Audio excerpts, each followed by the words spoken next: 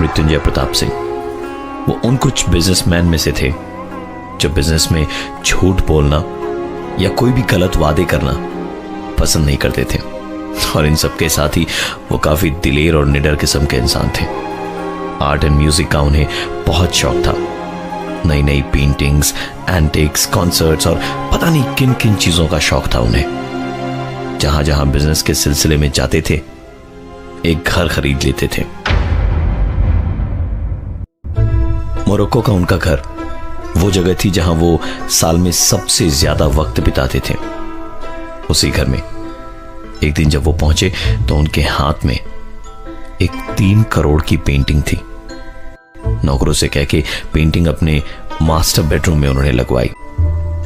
दिन भर की थकान के बाद जब मृत्युंजय सोने गए तो लेटने के कुछ देर बाद ही उठकर बाथरूम गए। फ्लश की आवाज जब बंद हुई तो पहले जैसा सन्नाटा नहीं था, बल्कि एक आवाज आ रही थी।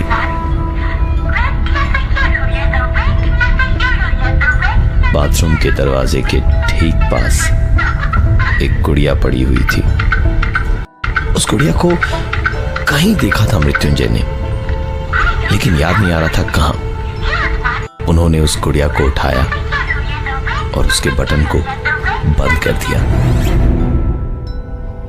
इसके बाद मृत्युंजय पूरे घर में घूमे कि शायद किसी नौकर चाकर के बच्चे का हो, लेकिन उस रात पूरे घर में कोई नौकर भी नहीं था और ना ही कोई बच्चा। वापस कमरे में लौटे तो पेंटिंग की तरफ एक नजर गई। उसे देखकर एक बार को उन्हें ऐसा लगा जैसे शायद इसी में थी ये गुड़िया, क्योंकि इस वक्त उस बच्चे के हाथ में जो गुड़िया थी पेंटिंग में, वो वहां नहीं थी। मृत्युंजय सिंह खुद की सोच पे ही हंस पड़े और फिर सोने के लिए लेट गए। थोड़ी देर बाद उनके हल्की नींद में एक आवाज उन्होंने साफ साफ सुनी। नींद में शायद वहम हो उनका, ऐसा सोच के सिंह साहब करवट बदल के वापस लेट गए। थोड़ी देर बाद एक बच्ची की रोने की आवाज आने लगी। सिंह साहब की नींद एक झटके से टूटी। अभी थोड़ी देर पहले उन्होंने पूरे घर का चक्कर मारा था, उस वक्त वहां कोई नहीं था। सिंह साहब उठे और आंखें मलते हुए अपने कमरे से बाहर गए। वहां कोई था तो नहीं, लेकिन बच्ची की रोने की आवाज लगातार आई जा रही थी। सिंह साहब को न जाने क्या सूझी कि वो वापस कमरे के अंदर गए। अंदर जाने पर उनकी नजर पेंटिंग पे गई।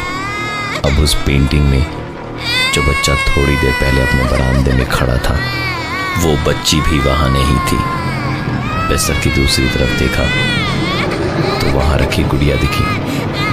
वो झट से गए, उन्होंने गुड़िया उठाई और कमरे के बाहर जिस हॉल से बच्ची के रोने की आवाज आ रही थी, वहां फेंक कर उसे दरवाजे को जोर से बंद किया।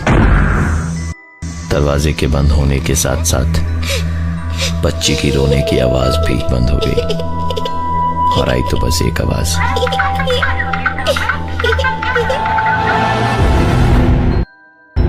सिंह साहब को उनके साथ जो कुछ भी हुआ उस पर यकीन नहीं हो रहा था। वो पेंटिंग की तरफ बस रात भर देखते रहे और कब उनकी आंख लगी उन्हें भी पता नहीं चला। सुबह उठ के पहली नजर उनकी पेंटिंग पे गई।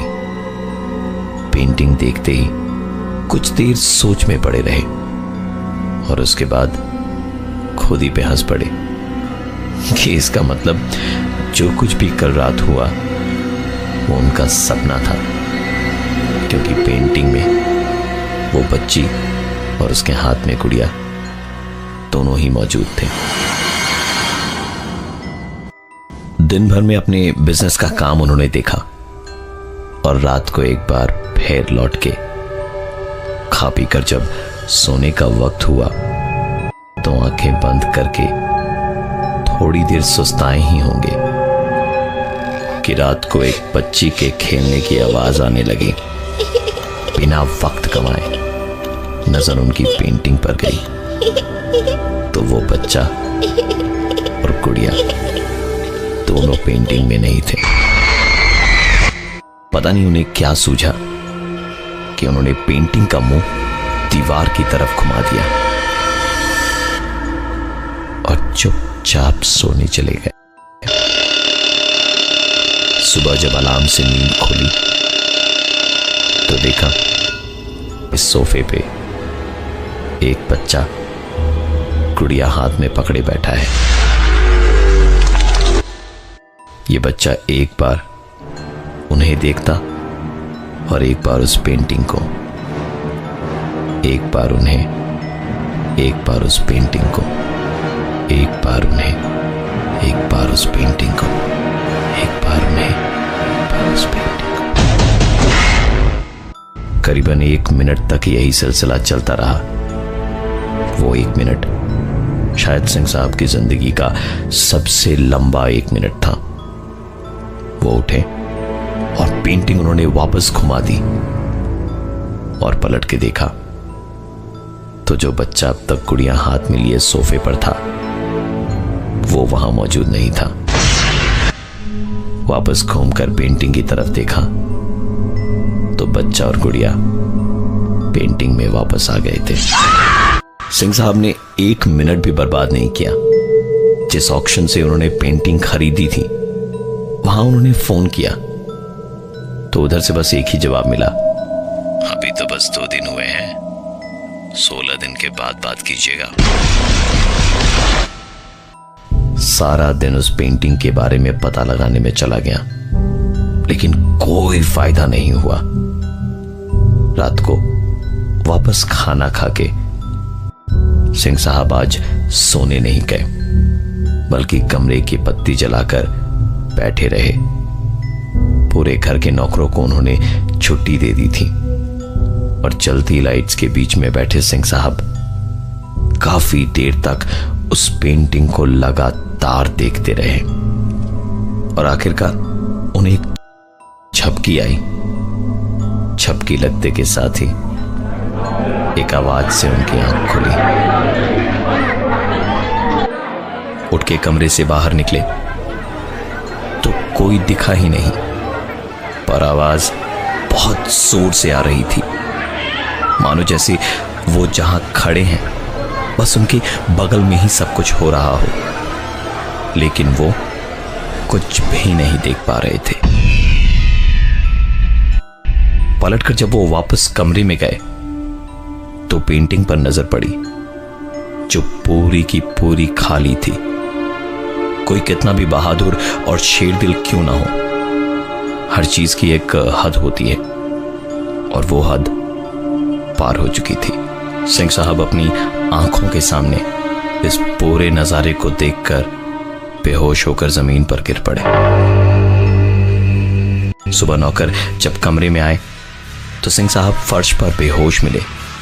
काफी देर की मशक्कत के बाद जब उन्हें होश में लाया गया तो उठते के साथ पहली चीज जो उन्होंने देखी वो थी पेंटिंग।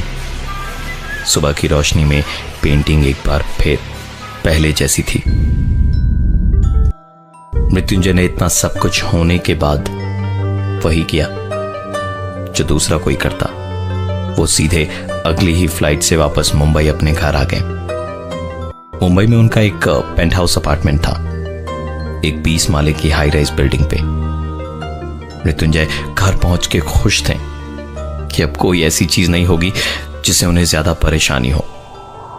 वो बालकनी के पास बैठे अपनी बेटी के साथ खेल रहे थे कि उनको अजीब सी आवाजें आई, जैसे उनके घर के ठीक नीचे रास्ते पर कुछ हुआ हो।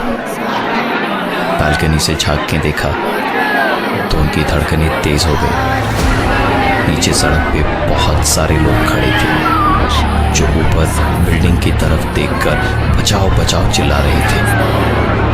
गौर से देखा तो पता चला कि उनकी बिल्डिंग में आग लगी हुई थी।